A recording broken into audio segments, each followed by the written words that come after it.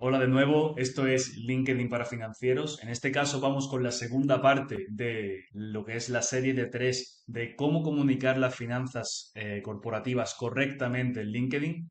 En este caso, como podemos ver aquí, vamos a trabajar más los ejemplos reales, esa materialización de esos consejos que también os di en el primer vídeo, para ver cómo comunicar, cómo escribir correctamente las publicaciones dentro de LinkedIn para llegar a nuestro cliente potencial y también para que cualquier persona, independientemente de que sea financiero o no, nos pueda entender correctamente y podamos transmitir correctamente nuestro valor, nuestro conocimiento y nuestra autoridad. Entonces, esto en este canal de YouTube te recomiendo encarecidamente que te suscribas, porque aquí voy a subir todo tipo de habilidades, tips, recursos y herramientas para crecer correctamente en LinkedIn y poder aumentar la facturación, conseguir más clientes, llegar a más personas y demás. Y también tengo, pues, en School, en la plataforma de donde se hacen comunidades online, tengo LinkedIn Fine Connect, que es la comunidad privada de financieros con presencia en LinkedIn, donde también tengo pues formaciones sobre LinkedIn para financieros, inteligencia artificial para financieros, dentro hay una red de networking de financieros de primer nivel y también te recomiendo que le eches un vistazo. Más allá de eso, ya me he hecho aquí pequeñito, me quedo por aquí abajo y vamos a trabajar, bueno, realmente no hace falta ni que me haga pequeño, me puedo quedar por aquí y vamos a trabajar lo que viene a ser esta parte de comunicación de las finanzas corporativas aplicadas a ejemplos reales, ¿vale? En este guión, pues vamos a transformar indicadores financieros en mensajes claros y útiles para un negocio, ¿vale? Aplicable al negocio, al día a día, pues para que CEOs puedan transformar, puedan captar todo ese valor que le podemos aportar de manera tangible, que lo puedan aplicar a sus empresas. Si te quieres quedar con una única idea, ¿vale? Si tienes prisa y no te quieres ver el vídeo entero, te digo, enfócate en interpretar, no solo en describir, ¿vale? Es importante siempre sondear bien los conceptos para darles contexto y que todo el mundo lo pueda entender. Usa una estructura fija y ejemplos que conecten con decisiones reales, ¿vale? Nunca dejes un término al aire, sino que ponlo en una situación concreta para que el lector pueda conectarlo en una situación real y pueda hacer el símil, pueda hacer pues comparaciones o verse en la acción de ese término. Objetivo: convertir conceptos financieros en contenido comprensible, útil y atractivo. Sobre todo, atractivo y útil, ¿vale? Que es lo que va a hacer captar la atención de la gente. Explicar qué ocurre, qué implica y qué decisión tomar. Y esa estructura, pues ahora la vamos a ver en mayor detalle y vas a entender en mayor profundidad por qué se hace así y hasta dónde puede llegar. Primero, lo de siempre, en las publicaciones de LinkedIn tenemos siempre lo que es un gancho inicial, ¿vale? Entonces, cuando hablamos del gancho inicial, la mayoría de financieros lo que hacen es explicar un indicador o presentarlo básicamente, ¿vale? No lo miran desde el punto de vista de negocio, que es donde yo quiero que tengas pues ese cambio de mindset a la hora de enfocar publicaciones en LinkedIn. Los números necesitan contexto, si no la gente se pierde. Y una cosa que tienes que hacer también es una cura de humildad o bajar niveles desde donde estés como financiero, porque puedes interpretar muchas veces que algo es demasiado obvio, pero para alguien que no es financiero, pues no lo es. Entonces todo eso siempre tenemos que tenerlo muy en cuenta para bajar el nivel y estar siempre a la altura de aquellas personas que no lo entienden de base y necesitan entenderlo. Por ejemplo, decir, eso también aplica, ya saliéndonos un poco de lo que son las publicaciones en LinkedIn, eso también aplica para el reporting a dirección como financiero, ¿vale? Decir que el margen ha caído un 4% no es comunicar finanzas, ¿vale? Eso es simplemente reportar un dato.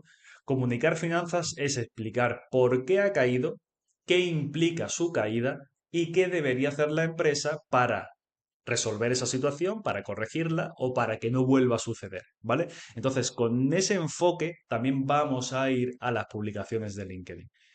La estructura correcta para ir al grano. Hay un método que se puede seguir este o variarlo en aquella medida que tú consideres, pero a modo de ejemplo, tenemos un dato o una métrica o un concepto o un término financiero, le damos contexto, ejecutamos una interpretación sobre ese contexto con ese dato Hablamos de una consecuencia, es decir, que implica, que, que supone para la empresa, para el negocio, para ese CEO, y la decisión, ¿vale? ¿Qué debería hacer? Pues la toma de decisiones o las soluciones que podría haber a ese caso concreto.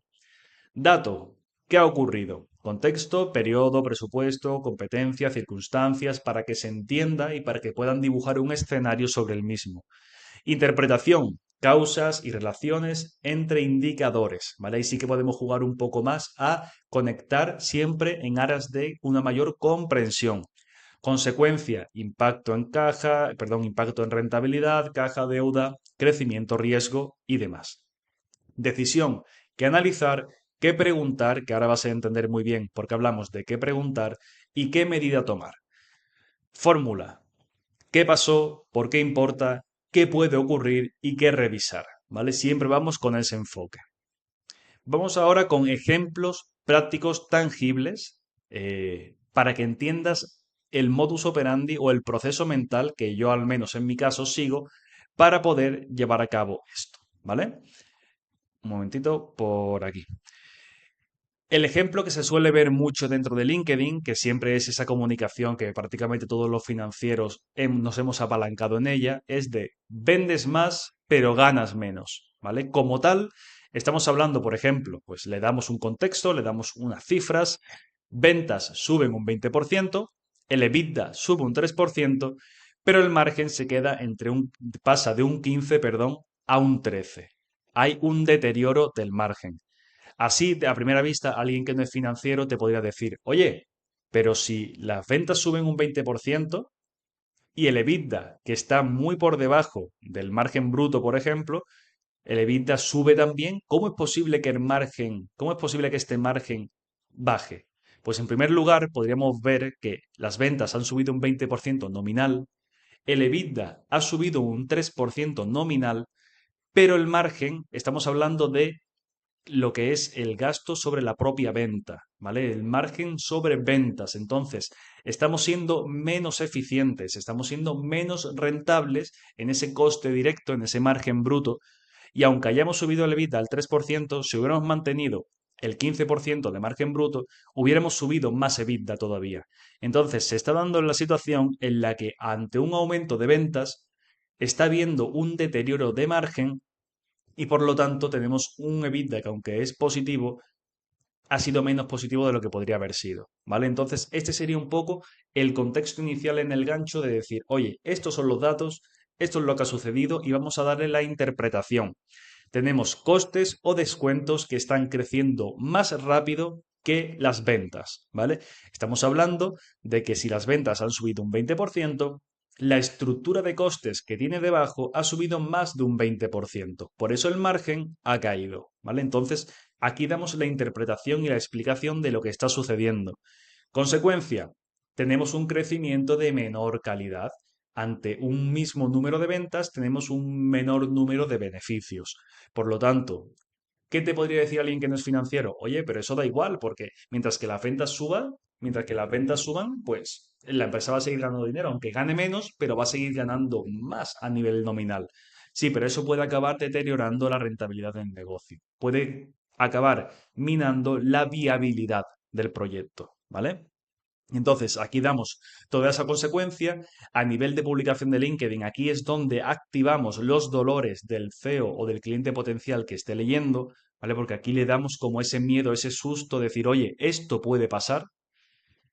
Aquí en la interpretación, pues también mostramos nuestro expertise, mostramos nuestra autoridad como financieros, sabiendo localizar por qué puede suceder esto y sabiendo leer este tipo de situaciones. Y a nivel de decisiones, le decimos a nuestro cliente potencial, oye, este sería un poco el roadmap que podrías seguir para revertir esta situación o para que no te vuelva a suceder. Identificar costes y productos que diluyen el margen, revisar el pricing y demás, ¿vale? Entonces, siempre todas las publicaciones en LinkedIn a nivel de comunicación de finanzas corporativas va a tener un primer objetivo que es que en el inicio tengamos un buen gancho que atraiga al lector, al cliente potencial.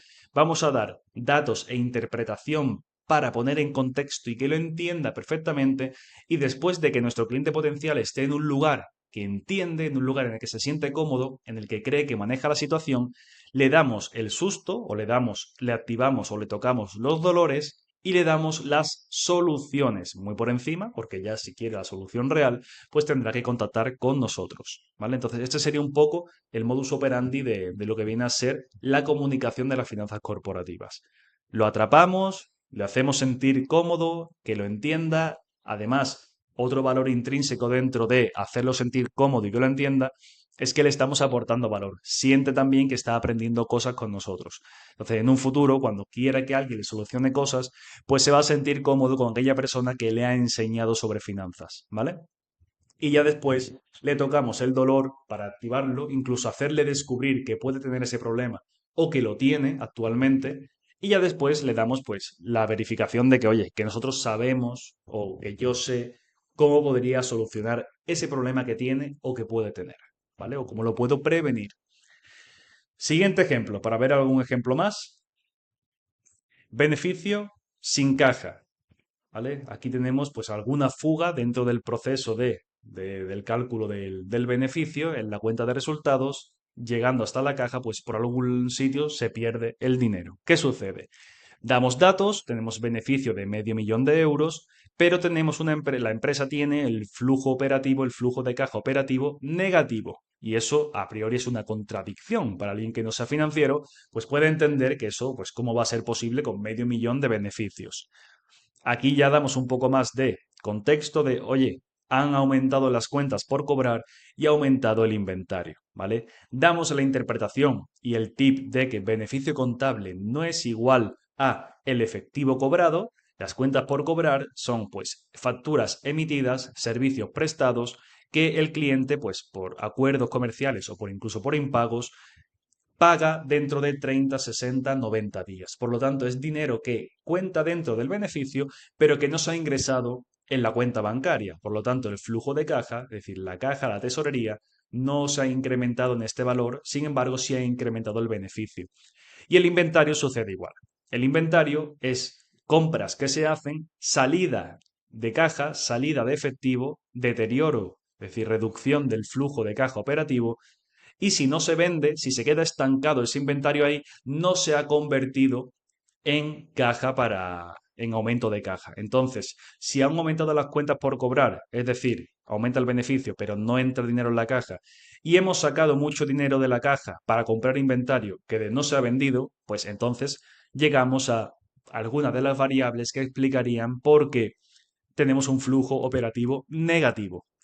Consecuencia, esto puede derivar en tensiones de liquidez. Y parece una locura, porque una empresa con 500.000 euros de beneficio, pues tiene tensiones de liquidez debido a que tiene drenaje dentro del working capital, del capital trabajo, que sería pues dentro de las cuentas por cobrar, las cuentas por pagar, el inventario y demás, pues eso genera tensiones de caja. Incluso puede derivar en rupturas de caja. Decisión: acortar cobros, reducir el inventario, negociar con proveedores para alargar los pagos a los mismos, para que no salga el dinero de la caja todavía, hacer un plan o una previsión de tesorería, y aquí damos pues todo ese abanico de soluciones que nuestro cliente potencial agradecerá. Y también siempre ya un siguiente nivel de comunicación de finanzas corporativas en LinkedIn sería dar estas decisiones con un nivel de dificultad, ¿vale? Que el cliente potencial la perciba con tal nivel de dificultad que de primera sepa que por él mismo no va a poder aplicar ningún tipo de estas soluciones. Necesita un financiero, ¿vale? Entonces ya damos datos, contextos, le enseñamos algo, le damos la interpretación, mostrando nuestra autoridad, nuestro expertise, que tenemos conocimiento sobre el tema, que le hemos enseñado sobre eso, tocamos el dolor y le damos el abanico de soluciones, dejando claro que nosotros tenemos la capacidad para aplicarlas. Siguiente ejemplo, y ya vamos a ir más rápido, simplemente para que tengáis otro tipo de ejemplos sobre la mesa, para una mayor comprensión de cómo comunicar correctamente. Sube el EBITDA, pero sube la deuda. Tenemos un mayor apalancamiento financiero. Tenemos un EBITDA que crece en un 15%, pero una deuda que crece en un 35%, ¿vale? El ratio deuda-EBITDA pasa de 2 a 3. Es decir, necesitamos generar 3 veces nuestro EBITDA, que en este caso, pues podríamos interpretar que podrían ser estos 500.000 euros, para pagar la deuda, que sería 1,5 millones, ¿vale? Entonces, 3 veces EBITDA cubriría la deuda. Y esto habla un poco de la capacidad de pago de la empresa, ¿no? A nivel de ratio. Este dibujo realmente, un EBITDA del 15% y una deuda del 35% en su vida y un pase de 2 a 3, no tiene por qué ser negativo.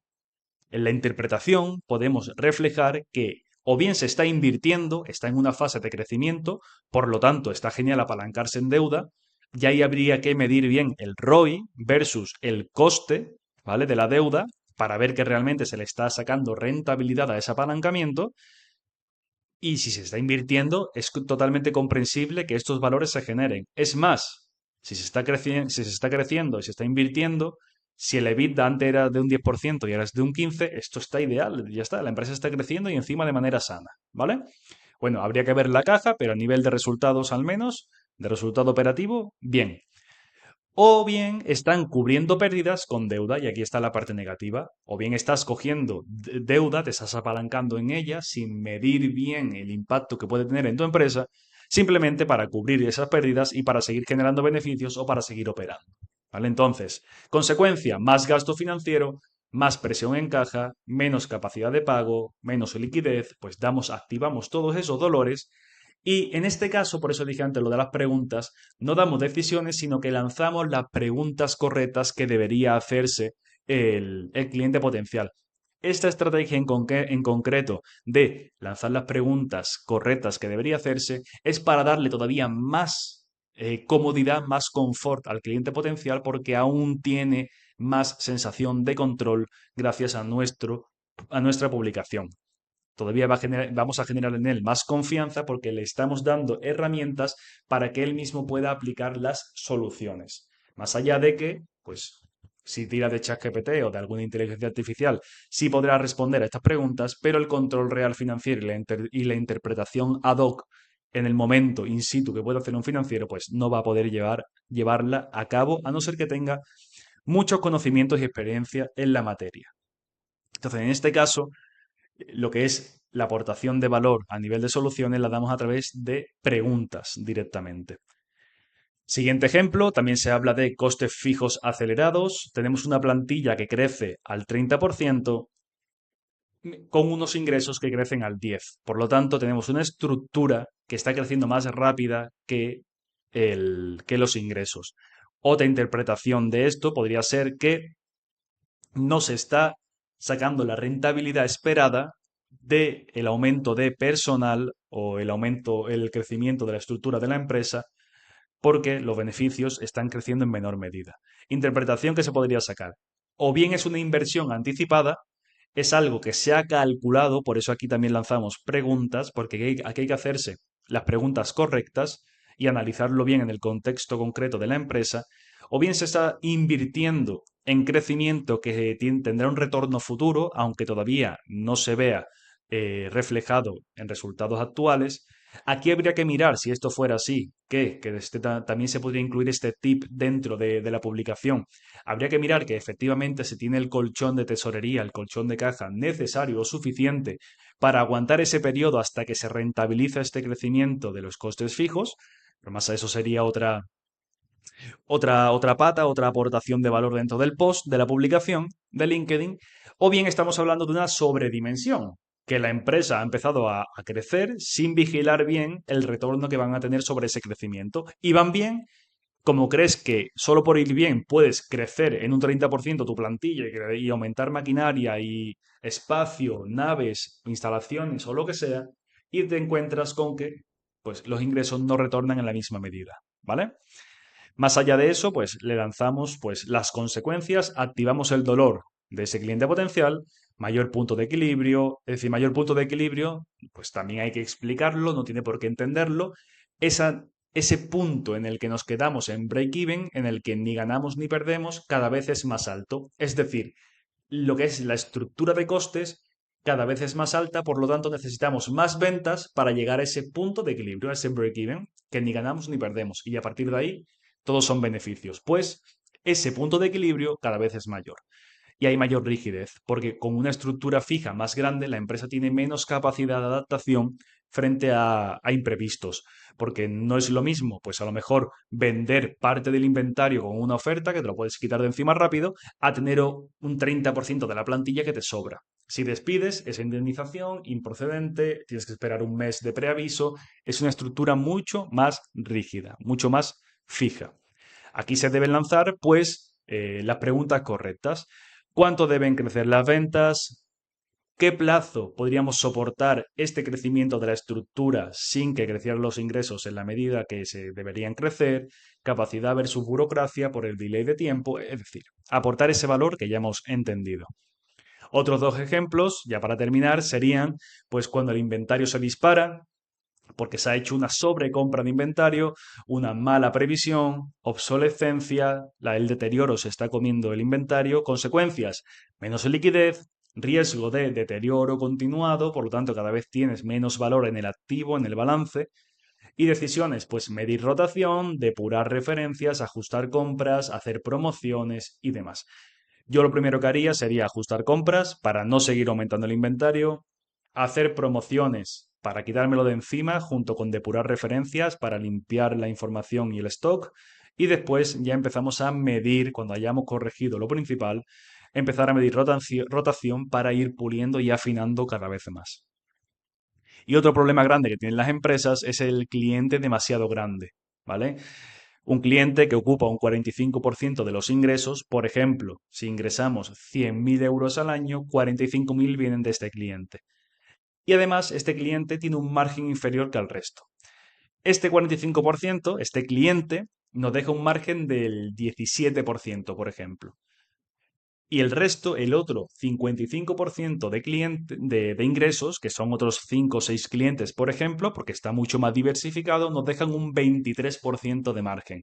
Por lo tanto, estamos sacrificando la mitad de nuestros ingresos, la mitad de nuestra capacidad de trabajo, a un 17% de rentabilidad, cuando realmente, o de margen, cuando realmente hay otro 55% que lo estamos obteniendo al 23%. Por lo tanto, deberíamos optar pues, a ciertas soluciones, sustitución, rentabilidad real, revisión de contratos, plan de diversificación, para quitarnos a este cliente grande y coger a otros 3 o 4 clientes que nos den estos 45.000 euros, este 45%, y a un margen pues muy superior, ¿no? A ese 23 o 25, ya incluso mejorarlo. ¿Qué sucede? ¿Cuál es la interpretación de tener un cliente tan grande, ¿no? Pues tenemos una alta concentración, que es como se suele llamar, y poder negociador del cliente. Esto es muy peligroso. ¿Por qué? Este cliente tiene, pues, si este cliente se va, la empresa directamente con un 45%, pues prácticamente nos la liquida.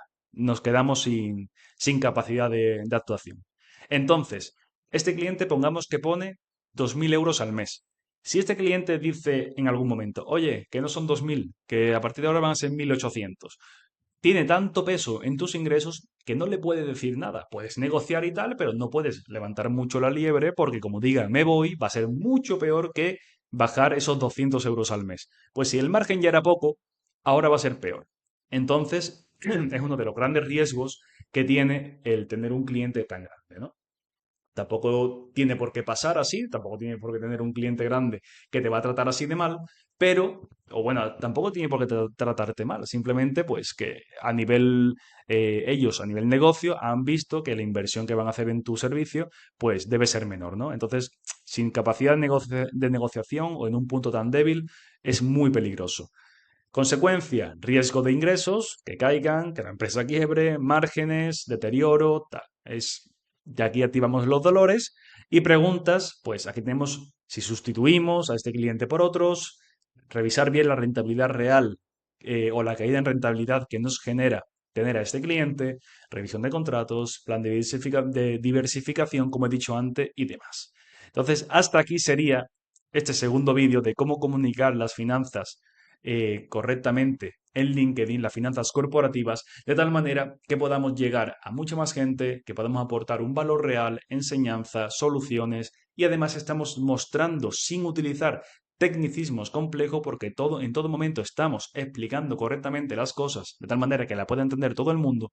Estamos aportando una autoridad, demostrando una autoridad muy alta, porque cogemos un concepto complejo, lo explicamos de manera sencilla, lo interpretamos, explicamos qué puede suceder, las consecuencias que puede tener esa situación en concreto y aportamos todo el abanico de soluciones. Así que hasta aquí este vídeo.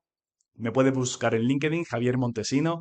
Allí también comparto, pues también podrás ver la puesta en práctica de todo este conocimiento y también comparto muchos recursos. Mi comunidad privada de financieros con presencia en LinkedIn en School, LinkedIn Fine Connect, y suscríbete también a este canal de YouTube porque aquí voy a seguir enseñando pues todos los tips y todos los conocimientos y habilidades que vas a necesitar para triunfar en LinkedIn y aumentar tu cartera de clientes, mayor alcance, seguidores y todo lo que ello conlleva. Muchas gracias. Chao.